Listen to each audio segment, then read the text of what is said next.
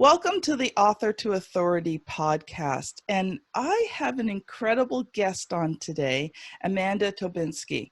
Now, her and I actually met through an online women's networking group and really have been enjoying being able to just talk with her and share with her about different things and have her share with me. She's the founder of Magnetic Media. And what she does is she helps entrepreneurs to attract their ideal client on autopilot using Facebook and Instagram. So welcome, Amanda. Hi, thank you for having me. Oh, awesome. Okay, so let's let our listeners get to know you a little bit. So tell us a little bit about yourself. Sure. So I kind of got introduced to this online business space over 10 years ago. Initially, it really just started out with, back then, helping entrepreneurs with building their websites, their email follow-up, responders, things like that. Just the really basic things that entrepreneurs need to have in place to kind of get their businesses up and running and have that solid foundation. But from there, it kind of naturally progressed into more of lead generation and getting traffic to those websites, because what worked 10 years ago doesn't necessarily work today. Yes. So there's really a very natural progression into, helping business owners to expand their reach and get more of those ideal clients coming into their business in a really systematic fashion. So they had that consistency that so many business owners crave, and making sure that their income is steady and consistently growing. So what has been one of your biggest challenges so far in doing this? So the biggest challenge for me, actually, rather than it being from the business side of things, it was more from the mindset side of things for me. I am naturally very introverted. So while I'm really great at doing things as far as technology is concerned and building out platforms and things, when I shifted into being a business owner and really building my own brand, the biggest struggle for me was just getting out of my own way and getting out of my own headspace when it came to interacting with others and things like that, because being very naturally introverted, that was tricky for me. So yeah, that was my biggest struggle from shifting into, just working for others to really being an entrepreneur and a business owner, was being able to build natural relationships with others. And do you think sometimes it's a little harder for us as women to do that as well? I can kind of go both ways on this one. So I feel like women naturally are better at connecting with one another and nurturing those relationships. So some women, I find it's just so easy for them to connect with others. While there are also people like me that, while we're natural at nurturing relationships, as far as getting ourselves out there and speaking about what we do, and to some degree, needing to talk about what we're good at isn't something that comes quite as naturally. So I'm great at promoting others and helping others and, showing what they're good at. But when it comes to talking about myself, that is not something that comes naturally. So that part is definitely something that I continue to work on all the time.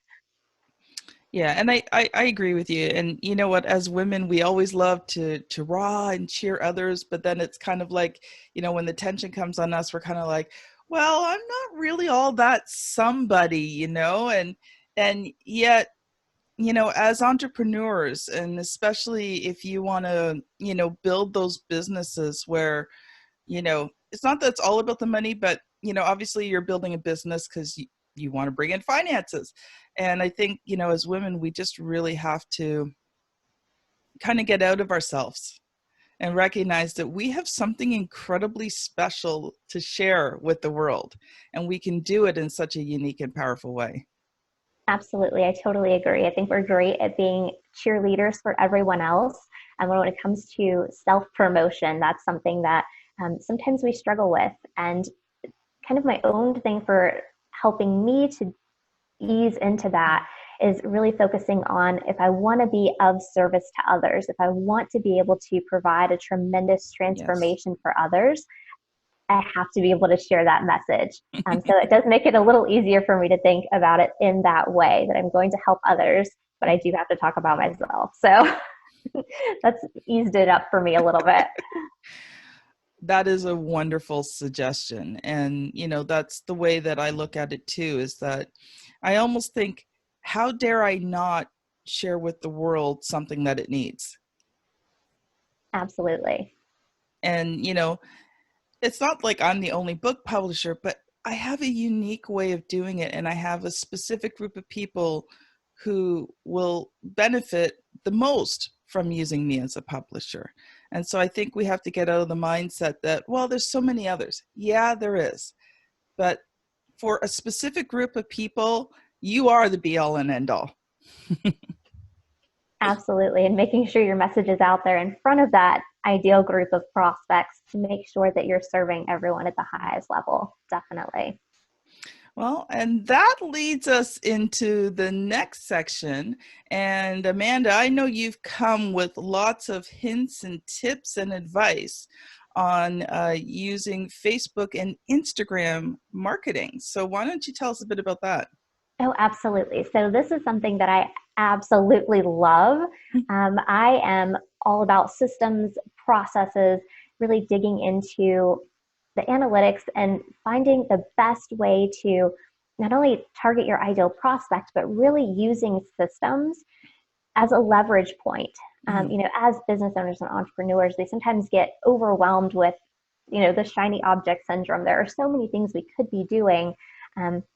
But really focusing in on, what systems can we use to best expand our brand, but in a way that, again, is highly leveraged. So we're not constantly, tweaking and going back and doing the same things again and again, really building a system that can work for your business Mm-hmm. and grow it in a systematic fashion where you're not constantly back at the drawing board trying to create something from scratch. And that's what I've really found in utilizing both Facebook and Instagram ads. And I do have some really specific tips that I want to share with everyone, just in my own work of and helping clients to get their campaigns set up in a way that they can see a really great return on their investment.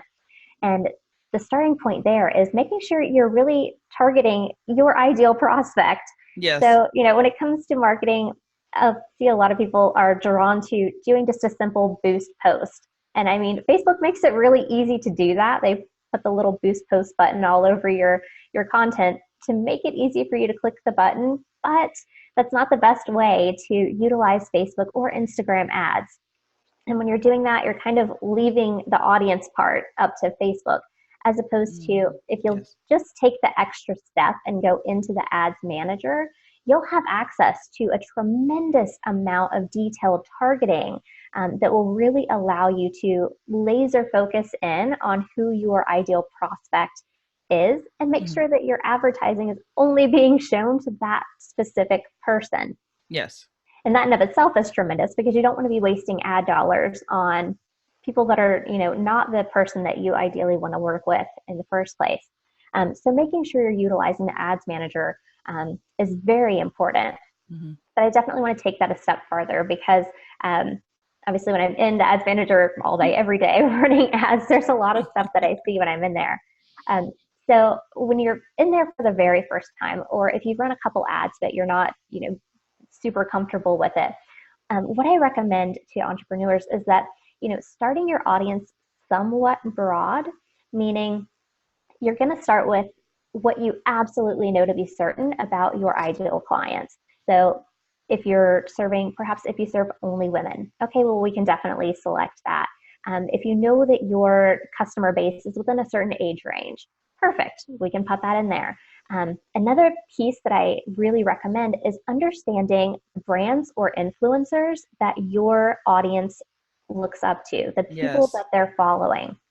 Because when you're in the section of putting your audience in there, yes, there are some that are kind of pre-selected for you that you can browse through, but you also have the option to just start typing. So you can start typing those influencer names, start typing those brands.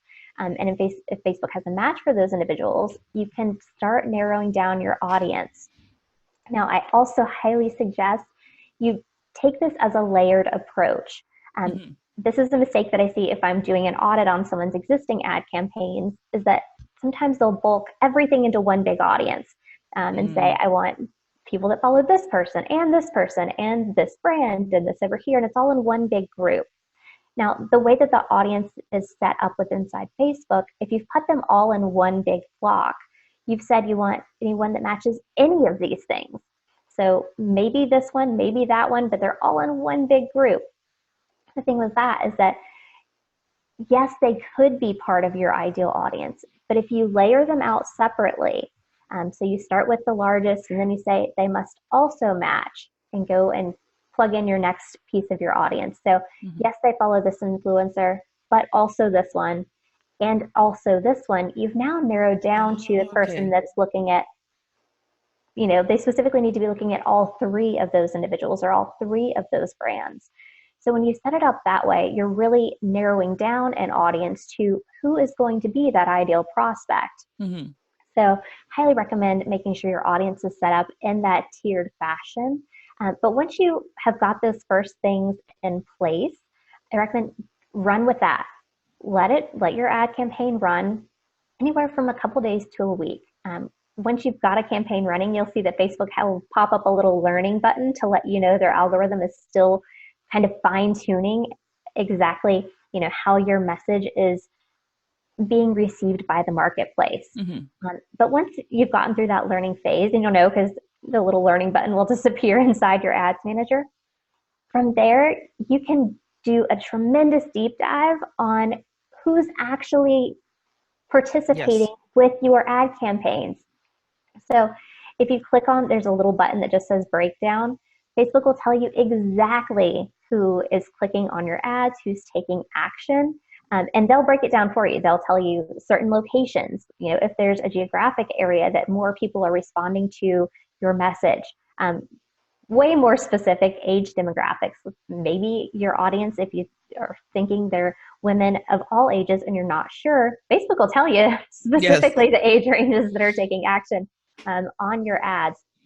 And it will really allow you to drill down on, not just guessing who, these really specific audience segments are, but they'll tell you. And, rather than guessing about who your ideal audience is and who's going to best respond to your offers, I always say, let the analytics tell you, trust the data over just trusting your guesswork. Because then from there, you can, just go ahead and clone your ad and target those really specific things that the analytics have told you.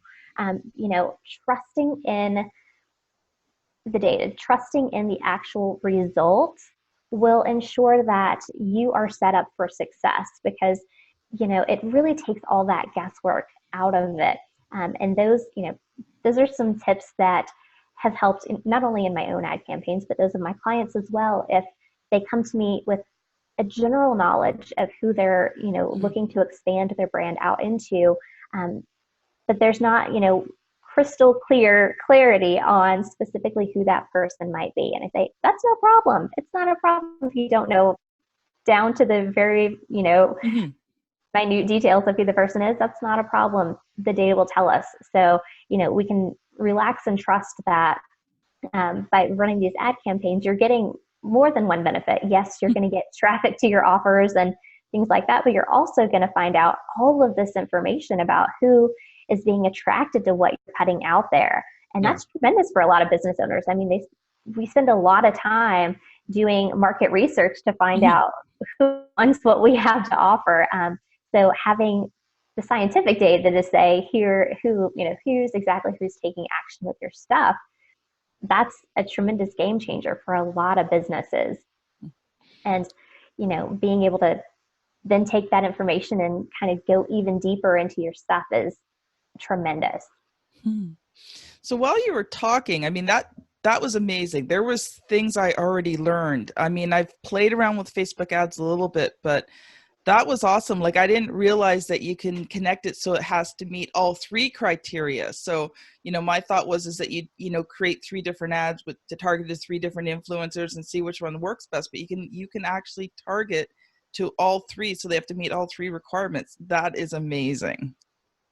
Yeah, and I love doing that. And I also love the method that you were just mentioning. If you can separate them out into different ad sets at that point, but there are just so many different ways that you can go about doing it to make sure you're speaking to the most ideal prospect. And that's really key when it comes to your marketing budget and making sure that your ads are being shown to the person that wants to work with you. And that goes back to what we were speaking about at the beginning of the podcast. You know, we don't have to be for everyone. We are just need to be the Yes. perfect solution for that one type of prospect. So, utilizing the ad platform to make sure you're in front of that person really allows you a lot of leverage within your business. Hmm. And I've also seen in several of the ad campaigns that I run that when you hit on one that is performing really well for you, yes, eventually there might be something that needs to be tweaked. They won't run indefinitely forever, but you can get a lot, a really lengthy amount of time on a particular ad campaign. I've got some that have been running for months and months with no changes to audience Hmm. or creative or anything that are still churning out leads and clients. Yes. And that's huge if you can have something within reason, set and forget Yes. campaign running for you that's consistently bringing in new business. That's a tremendous game changer for a lot of people. So I know some entrepreneurs will probably be wondering because, there's also the financial side of it. So when you're first testing out, let's say you create one or two ads to test out, what would you say would be, a good amount of ad spend to actually get true results so that you know whether this ad's working or not? Okay, so with that, it kind of varies depending on what your type of business is. Um, but honestly, there's so much flexibility within the ads manager. You can start, I typically say, I mean, if depending on what a person's marketing budget looks like, we could start something as low as like $5 a day and still know if it's going to start generating leads for your business. It doesn't have to be this, huge ad budget right out of the gate. Mhm. You can start with something really low and see if you're generating even as much as, are you generating clicks to your website? Are you generating leads? There's some campaigns that I have several of them running right now that are generating actual opt-ins and leads for less than that. So you can see, forward progression with very little Yes. ad budget. That's good to know because I think some people think, oh, well, I have to have, I have to have $1,000 a month to be able, to do this. And you actually don't. And like you Oh, said, once you've gone through that initial test period and you've got that ad that's working, then you know how much you need to spend to get so many leads, to get so many sales, right? So it becomes scalable at absolutely. that point. And it really is a volume control as well. So if you're, depending on what the sales cycle Mhm. is like for your particular business, or if you have a team of people that are able to support more clients, just turning up your ad budget or turning it down, depending on how that flow is working within your business. If people are, if all your coaches or all of your team that is doing all the deliverables, if they're super swamped and you're at a point where you're kind of hitting capacity, well, maybe you turn it down for a little while they get those customers Mhm. underway. And then, okay, great, everyone's all squared away now. We can turn the lead generation back up or turn some of those conversion campaigns, turn the budget back up for those. It really is allows that kind of let's turn it up or turn it down just based on your ad spend once you have something that's built out and converting well for you. So one other thing I was wondering, because um, because I study marketing, because I just really like studying marketing. Not that I'm an expert in any sense, but I read up on it, right? Um, what kind of ads tend to work best? So because we see a lot of video ads now, so would you recommend like a graphic ad, a video ad? What tends to work better? So it will depend on what your specific goal is. So if you are looking to, let's say you're looking to generate leads, you have some sort of free opt-in, and there's a couple different ways you can do that. You could send traffic directly to your registration page for registering for whatever your free item is. You can also run what's called a lead generation ad. So there are 13 different types of campaigns that can be ran. And when you're in the very beginning stage of your ad campaign, it'll ask you, of the 13, what would you like? And there's one called lead generation. Now, I've seen that work tremendously well when it comes to generating opt ins. specifically because they're not leaving the Facebook platform. When you do a lead generation ad, it will pop a form up directly in the Facebook platform, and all of their account information is pre-populated into the form. So you know you're getting valid information. It's the information directly from their Facebook account. So that I've seen work tremendously well for doing opt-ins like that. There's a little bit more of setup on the back end just to make sure that things are properly integrated to your email autoresponder or whatever that deliverable piece is. Mm-hmm. As far as a cost per lead is concerned, I've seen that work tremendously well for a lot of businesses, and especially if you're not 100% certain on your actual landing page copy, or if it's, shaky on whether or not that's going to convert for you. Doing a lead ad is great because you only have to create just a little tiny bit of copy, and that I've seen work really well. Now, as far as video and stuff, as you were mentioning, yes, video is a huge part of Facebook. I mean, it definitely helps being able to connect with people and hearing, your voice. It helps grow that know, like, and trust factor. When you're setting up video ads, again, it depends on what that end goal is. If you're looking for people just to consume the video to, again, help grow the know, like, and trust factor, you can absolutely do that based on setting your campaign up for video views or for making sure that you're just getting a post engagement, people liking and things like that. Both of those methods will work really well. But it really comes down to, what is the goal of your campaign?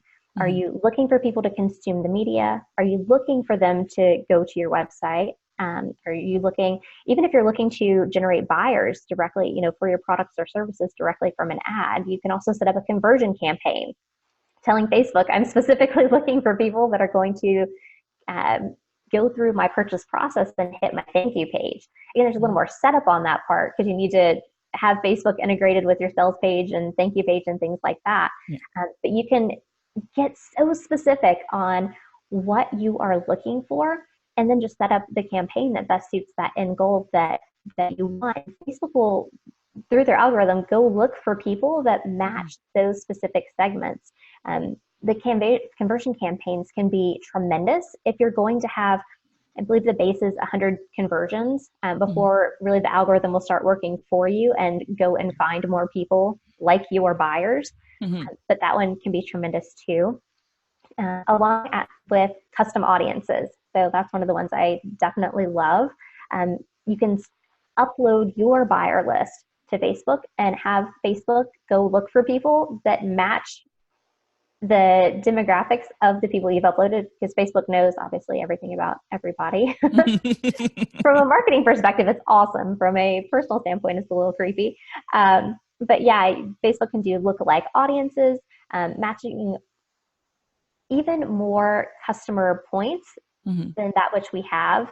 Obviously, we don't have access to all of the data points that Facebook knows about everyone, but you can use their lookalike audiences to find people that match individuals that are already buying from you. And that can be a tremendous audience to target as far as expanding your reach into more customers, but making sure they are matching who your ideal client really is.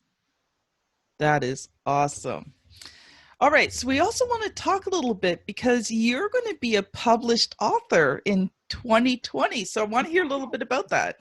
Yeah, so it's interesting because a book wasn't necessarily on my radar of something that I had planned, which is also interesting because I am an avid reader. So thinking that it wasn't on my own radar of something to do is kind of fascinating. But I was approached to do a collaboration with other female entrepreneurs and women just sharing their stories around different ways of overcoming their fears.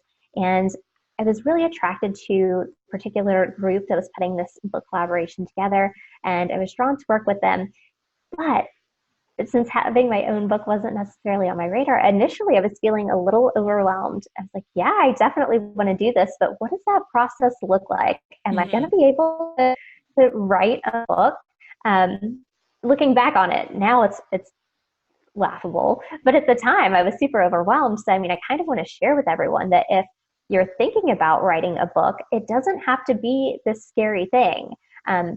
Working with people that have already gone the path before you and can explain to you step by Mhm. step what you need to do can really make the publishing process way more simplified. It can be a really smooth process. And so I highly recommend if you were thinking of writing a book, connect with someone in that space, um, connect with someone like Kim that can help you walk through that process, because it doesn't have to be this scary thing. Mhm. You really, with the proper process in place, you can absolutely do this.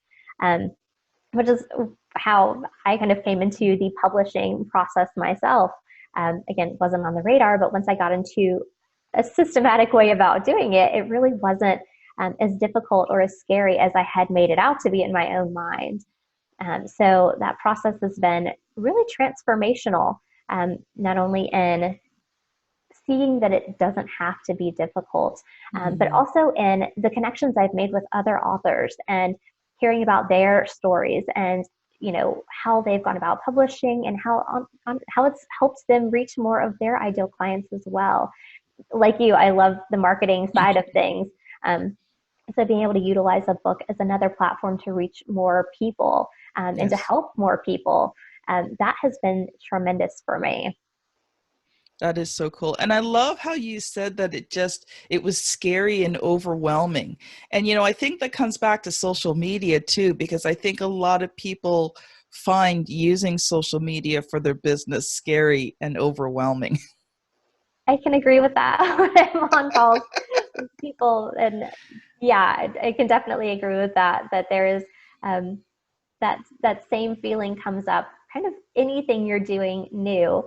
And especially when it comes to technology, that seems to be a hot button for a lot of people, that um, it's frightening when you first get into it. And honestly, before I was in marketing and tech, I was terrified of technology myself. I mean, obviously, this has been eons ago.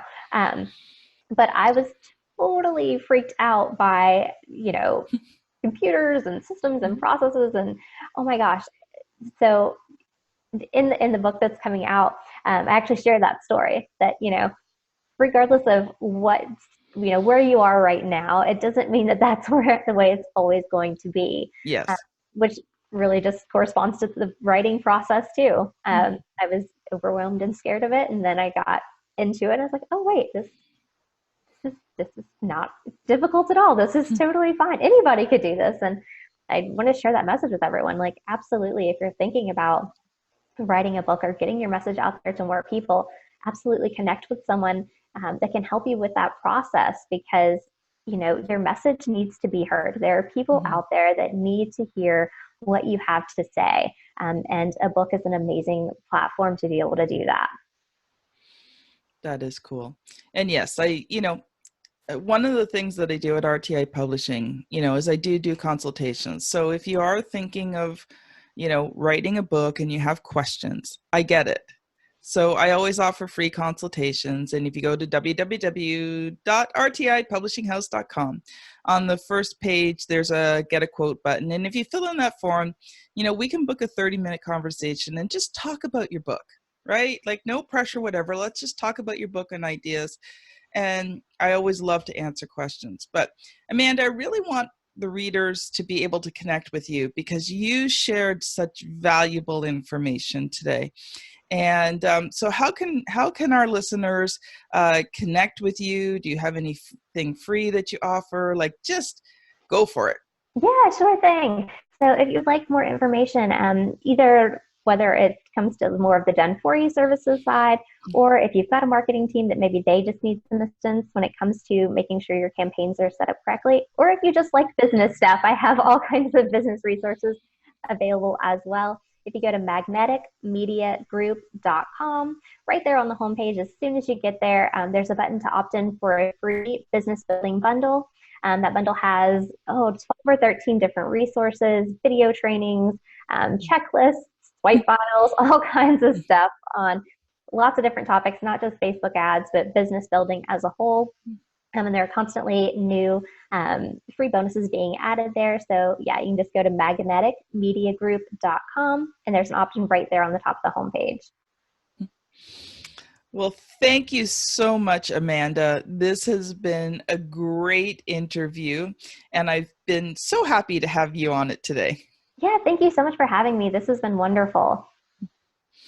Well, that's it for another episode of Author to Authority. Don't forget to go and subscribe on your favorite podcast app, on YouTube. You can also come to my Author to Authority group on Facebook and join that group because we also post the videos live there as well. So everyone have a great day, and we'll see you on the next episode.